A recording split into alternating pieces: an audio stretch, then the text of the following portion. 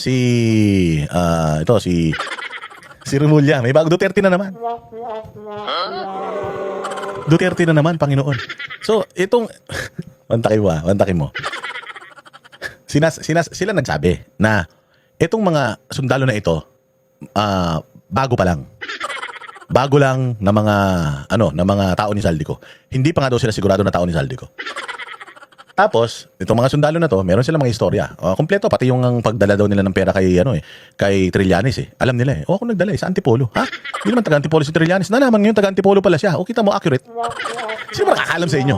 Taga-Antipolo. Ako, alam ko, taga Caloocan siya. Kasi sa Caloocan siya tumakbong mayor. Mantakin mo, sinabi, nag-atid siya ng pera sa bahay niya sa Antipolo. May bahay pala siya sa Antipolo. Di ba? So, alam mo yon. Noong una, dinidinay nila. Walang kwenta itong mga to, walang kwenta. Tapos biglang ngayon, meron na. Meron daw yung mga picture doon na ipinakita. Panahon pa daw ni Duterte. Paano nalaman? Paano nalaman panahon ni Duterte yun? Diyos ko po. May date yung picture, 2016, ganun. At saka nung panahon ni Pangulong Duterte, walang ghost project eh. Pandemic nun. Walang ghost project. Walang pera Pilipinas. Putang ina, ano nanakawin nila? Ano ang nanakawin mo, pandemya? Namimigay ka ng ayuda, ng pera sa mga tao. Yung social amelioration, SAP, di ba namimigay ka? Ilang trends yun. Nagbibigay ka pa ng libreng bakuna. Nagbibigay ka pa ng libreng hospitalisasyon. Sinasubsidize mo yung mga COVID patients. So naging beneficiary pa nga yung nanay ko niyan. Kulang tayo sa hospital beds. Tuloy-tuloy ang build program nun ha. Tuloy-tuloy. Kasi kung ako si Pangulong Duterte, corrupt siya. O di, hindi na ako gumawa ng mga build program, tama? Hindi ako gagawa ng mga tulay, hindi ako gagawa ng mga highway, hindi ako gagawa ng mga airport. Bakit? Kasi meron akong dahilan pandemic Yung pera gagamitin dito kunyari, pero ibubulsa, di ba? Pero hindi Nakita mo kaliwat kanan yung mga highway kahit na pandemic, tuloy-tuloy yung trabaho. Saan nila kukunin yung pera? Ngayon, tingnan mo ngayon, nadoble na up to 6 point something trillion yung budget ng Pilipinas. Walang pandemic. Bukas ang ekonomiya. Namimigay sila ng ayuda. Totoo yan. Sige, ilagay na natin yung ayuda sa kanila. Pero yung ayuda na pinamimigay nila, nakaprograma yun sa kanila. Wala man bagong kalsada, wala man bagong highway, wala man bagong ospital. So, nasan napunta yung pera? Tapos ngayon, yung panahon ni Pangulong Duterte na pandemic, may nagawa pa dyan sa yung sa Manila Bay, yung Dolomite Beach. Aside from Dolomite Beach, ang daming build program, libre ang bakuna, libre ang mga gamot, yung mga ivermectin, di ba? Yung mga gamot na sa COVID, tapos ang lalaki pa ng mga itinutulong sa mga COVID patients. Paano makakapagnakaw yung gobyerno ni Pangulong Duterte? Talaga magets. Pero sige, pakinggan natin sasabihin ni Boying. Administrasyon pa umano ni dating Pangulong Rodrigo Duterte nangyari ang isa sa mga insidente ng pagde-deliver ng mali-malitang kickback. Yun. So, sinabi niya na doon sa testimonya, yung isa doon nangyari nung panahon ni Pangulong Duterte. Okay. Sige, maniniwala kami sa iyo, Boying, na nung panahon ni Pangulong Duterte, ipatawag din natin si Lord Velasco.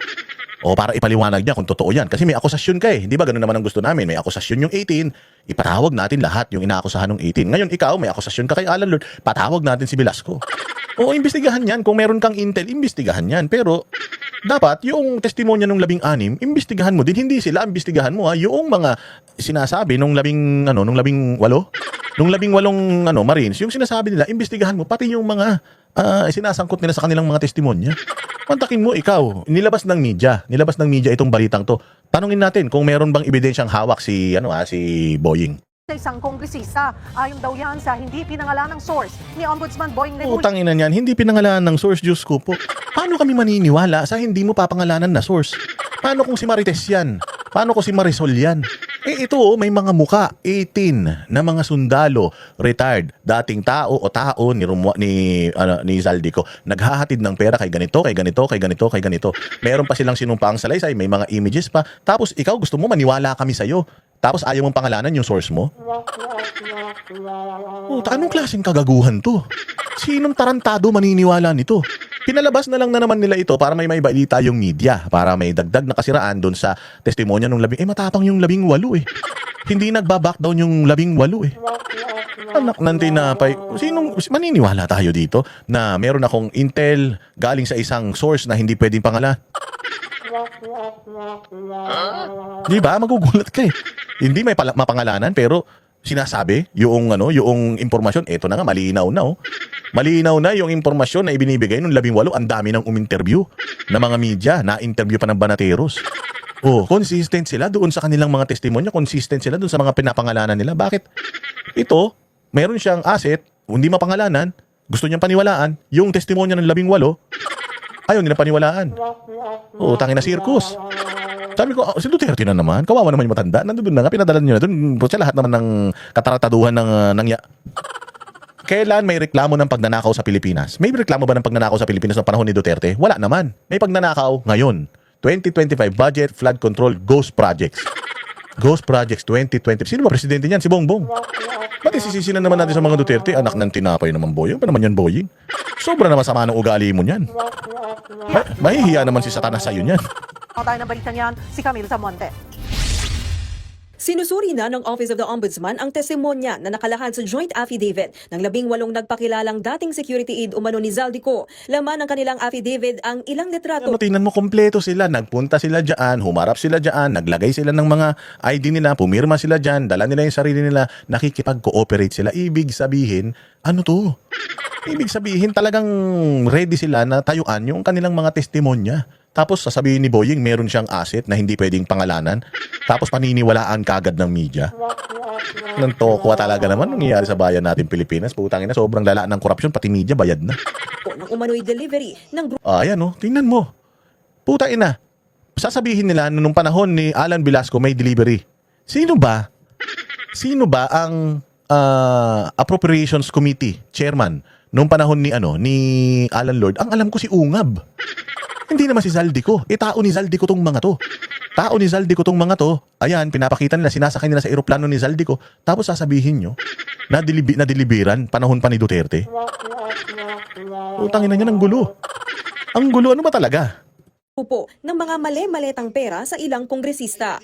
Ayon kay Ombudsman Boying Remulla, nakatanggap siya ng intel report na isa sa mga tinukoy sa joint affidavit na cash delivery sa isang kongresista. Nangyari, Pinpoint mo. Ito yung affidavit nila. Ito yung eksaktong picture na yon. And pumunta kay Alan Lord Velasco. Paano nga mangyayari yun? Tao kami ni Zaldico.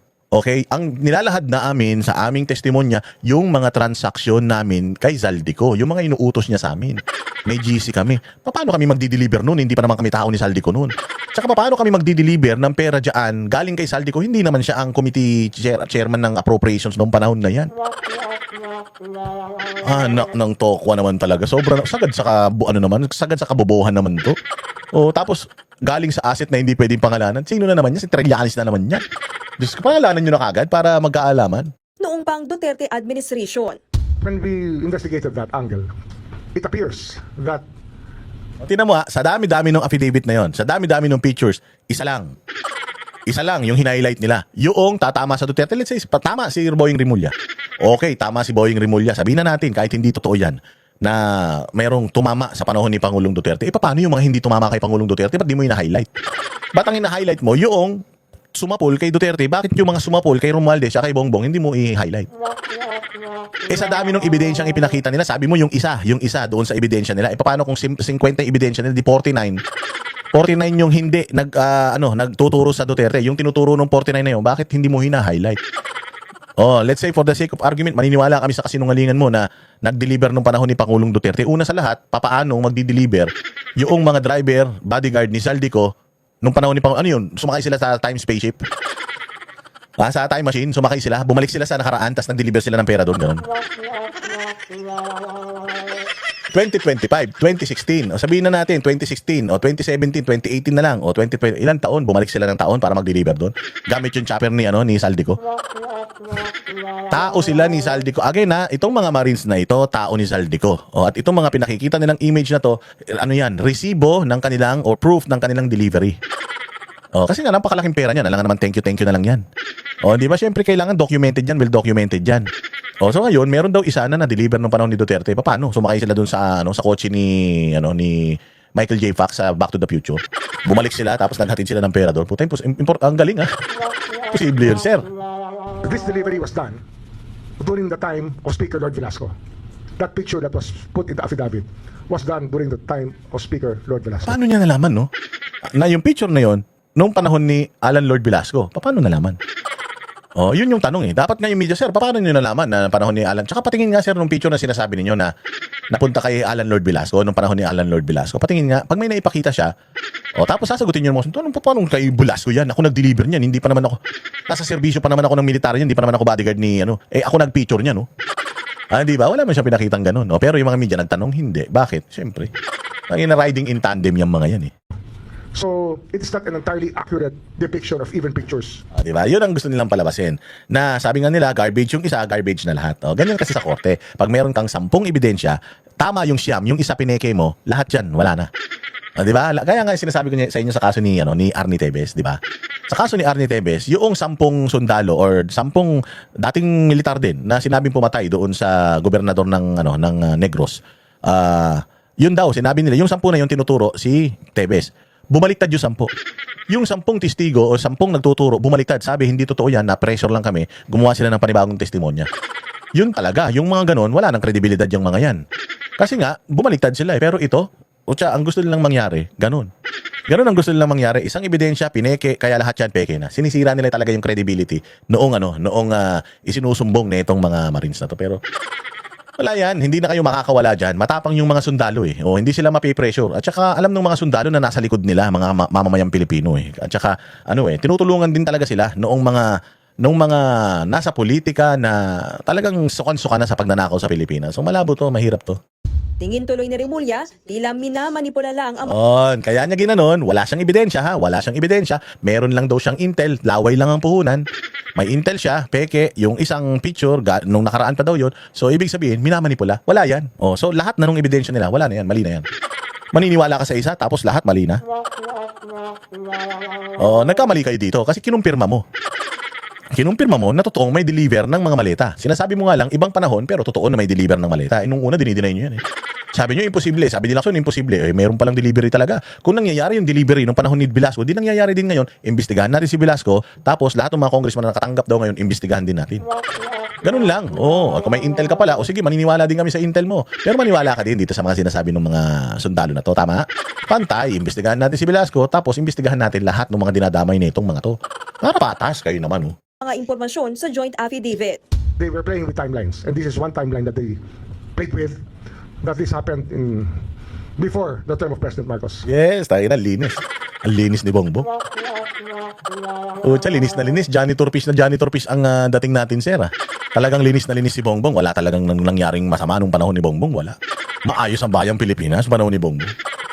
Hindi sinabi ni Remulla kung kanino nanggaling ang pera at Yun lang, hindi alam. Hindi sinabi kung kanino galing yung pera. Paano yun? Nagbigay siya ng impormasyon na kulang-kulang, samantalang itong 18 na mga Marines, kompleto detalye yung kanilang impormasyon na ibinibigay. Ayaw paniwalaan, tapos gusto paniwalaan ka namin, napakasinungaling mo. Kung merong pinakasinungaling sa Pilipinas, second honor ka, first honor si Bongbong. Walang iya itong lahi talaga ng mga sinungaling na ito. ng kongresista ang tumanggap nito. Pero maituturing daw na reliable na tao ang nagbunyag sa kanya ng impormasyon. Reliable sa'yo. Reliable sa'yo kasi nga, pwedeng sirain ito yung kredibilidad ng mga sundalo, tapos kabilang administrasyon pa. Sa'yo reliable, pero sa amin hindi. Mapapaniwala mo ba? Kami tanga na lang kami pag naniwala kami sa'yo. Wala kang puro laway mo lang na tumatalsik yung yung puhunan mo. Gusto mo goods na kami doon? Negative, sir. Negative. Tinukoy din ni Remulla na si dating Congressman Mike Defensor ang nasa likod umano para mabuo ang kwento sa laman ng joint affidavit ng grupo. He was instrumental in putting together the affidavit. I think we all know that. Hindi, ngayon lang nakakalam. It was actually denied by Mike Defensor. Pero okay lang man. Kung halimbawa man, let's say for example, si Mike Defensor nga yung tumulong sa kanila para mabuo yung istorya nila. So paano yun? Hindi na natin titingnan yung istorya. Nung magawa rin naman kayo ng istorya, may ginagawa nga kayong istorya kay Pangulong Duterte, nakakulong na yung tao. May ginagawa kayong istorya kay Inday Sara, subject na to impeachment yung tao. Bakit kapag gumagawa ng istorya sa side ng mga Duterte, binablangkan nyo kagad? Again for the sake of argument, let's say, totoo yung sinasabi niya na si Defensor ang director nito. Ang ganda ng pagkakagawa ng script kung totoo yan, bakit hindi natin tingnan? Diba? Kasi kung ako tatanungin mo, yung Madriaga, mas lalo kung di pakikinggan yun. Ba't ko pakikinggan yung kriminal yun? Tama? Ba't ko pakikinggan yung impeachment ni Inday Sara? Wala silang ebidensya. Kaya nga nangihingi sila, sinusubpinan nila yung mga bank accounts Sinusubpinan nila yung kung ano-anong pwede na yung subpina para makagather sila ng ebidensya. Ibig sabihin wala silang ebidensya. Ano ba yan? Itong 18 sundalo, punong-puno ng ebidensya. Ikaw, puro yak-yak lang. Gusto mo paniwalaan ka? Grabe, no? Grabe media. Oy, media, mahiya naman kayo sa balat ninyo, kaya wala na nanonood sa inyo eh. Kaya sumikat yung mga vlogger dahil wala nang tiwala sa inyo tao. He's not denying it anyway. Maglalabas ng subpoena ang Ombudsman oras na matanggap ang individual affidavit ng 18 mga dati umanong security aid. Dapat, panindigan nyo lahat. Tsaka, ilagay nyo yung detalye ng bawat isang tao kung saan siya kasama. Dapat yan, personal knowledge. Hindi pwede yung general statements lang na sabi-sabi, sama-sama. Oh, ikaw nagsabi, hindi pwedeng sabi-sabi. Bakit yung sinasabi mo ngayon sabi-sabi? Sabi-sabi din yung sinasabi mo eh. Sabi mo meron kang intel. Kaya lang, hindi mo pwedeng pangalanan. Hindi alam kung sinong congressman. Pero kinakwento mo na, gusto mo paniwalaan ka, tapos yung kwento nila hindi paniniwalaan, oo, ka naman. Ikaw may-ari. Di ba? Kinokontradict niya yung sarili niya eh. Bawal daw yung sabi-sabi. Siya din, naglalabas ng sabi-sabi. Ano ba talaga? Grabe naman ng pagka-double standards natin. Ang lahat. You're talking about serious allegations that have to be testified to by the actual people who witnessed the act. Yun naman pala eh. Di dapat yung intel mo na nagsasabi na si Lord Velasco panahon ni Duterte, ilabas mo din. Kailangan din niya mag-testify. Gusto mo mag-testify man sila? Notaryado? Di ba? Sumumpa sila sa notaryo, pumunta pa sila dyan sa'yo, nag-file sila, pumunta pa sila ng NBI. Ano bang gusto mo? Lahat nga ng gusto nyo ginawa nila. Ibig sabihin, they are complying sa mga requirements ninyo. O so, bakit ayaw nyo pa rin? Ano? Wala, putya sukol na sukol kayo dito, maniwala kayo. Sinisikap pa ng News 5 na kuna ng pahayag sa O, di ba? Palakpakan. Lupit.